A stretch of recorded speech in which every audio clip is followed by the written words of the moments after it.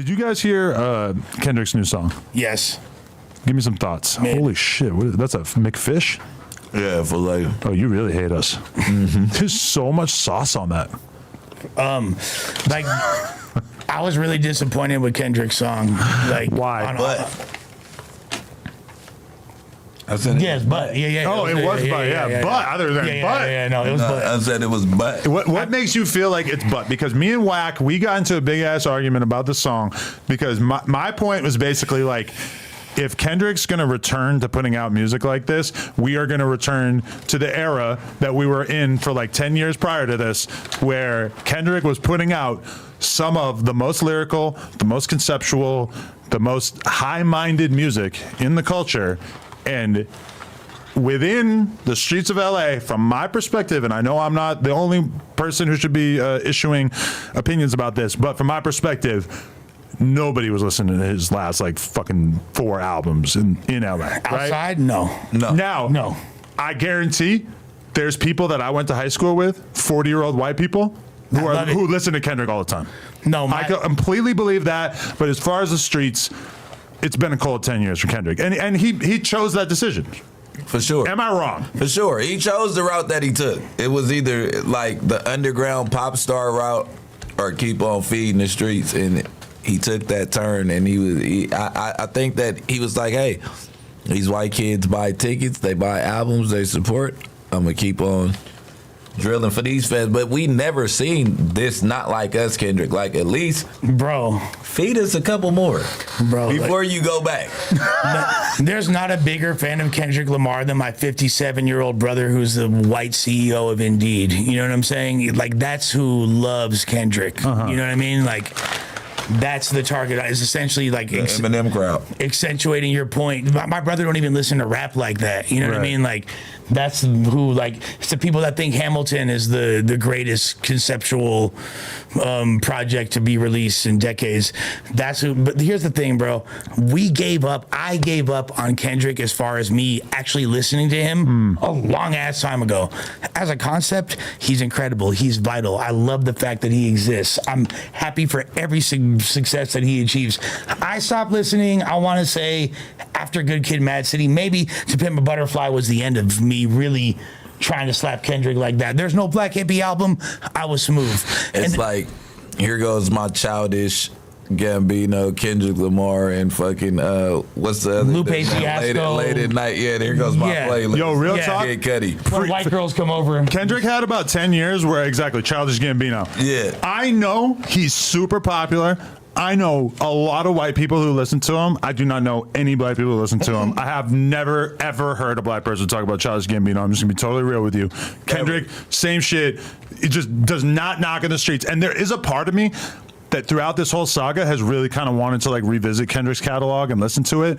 But I'm gonna be real, like all those last albums, it's like such a snore fest that I can't even bring myself to actually like spend an hour on it. Well, I think as far as Childish Gambino, the only song that I've seen black people enjoy is that Redbone song, which is an amazing record. I don't even know about that. That Stay Woke. You feel me? Like, people like that song a lot, but other than that, not really.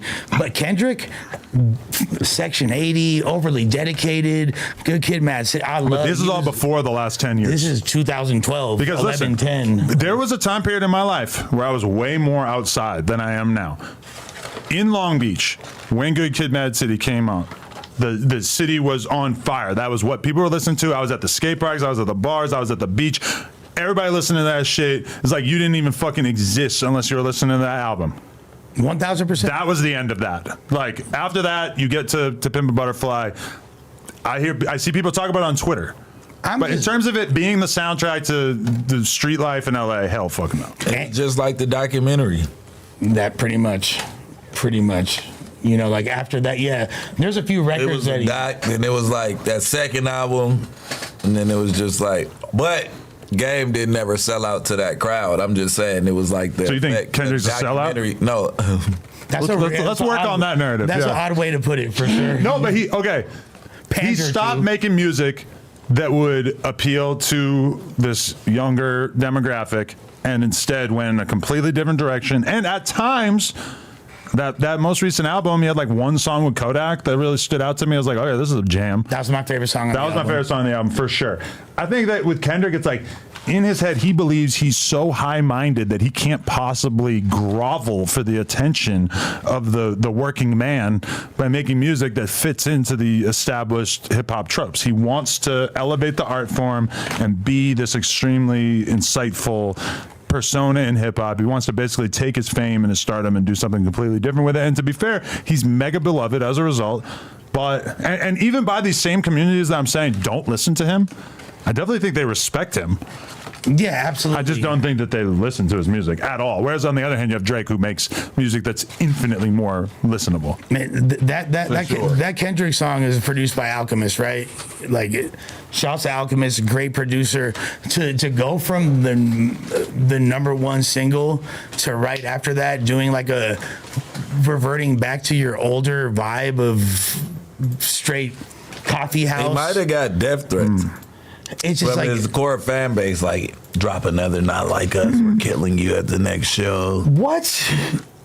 Like his core fan base that wants to hear the jock that shit. They were so happy Not Like Us because that validated everything they've been pushing this whole time. No, they weren't. They hella jocked that shit. A lot of Kendrick fans like, oh my god, it's too mainstream. If you're a Kendrick fan, you were probably happy that he went that direction regardless because it symbolized that he won the beef. Yeah, but. I don't think you would have been foolish to think that he was going to stick with that sound going forward, just because that sound was like too. It goes against everything that he kind of put out there prior.